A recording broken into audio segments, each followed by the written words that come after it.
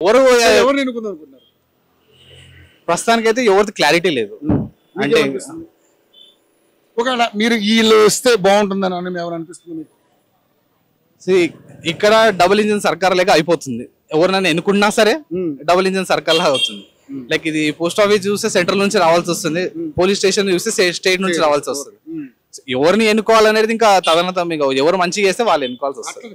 ఇప్పుడు ఉన్నటువంటి సిచ్యువేషన్ లో ఇప్పుడు వీళ్ళైతే చేయగలరు. అధికార పార్టీ ఉంది కాంగ్రెస్, బీఆర్ఎస్ ఉంది గత అధికార పార్టీ, ఇప్పుడు ఉన్నటువంటి బీజేపీ పార్టీ. ఎలా ఉంది ఇక్కడ సిచ్యువేషన్? ఎలా అనిపిస్తుంది? ఎందుకంటే క్యాండిడేట్ల మట్టనే చెప్పండి మీ అభిప్రాయం.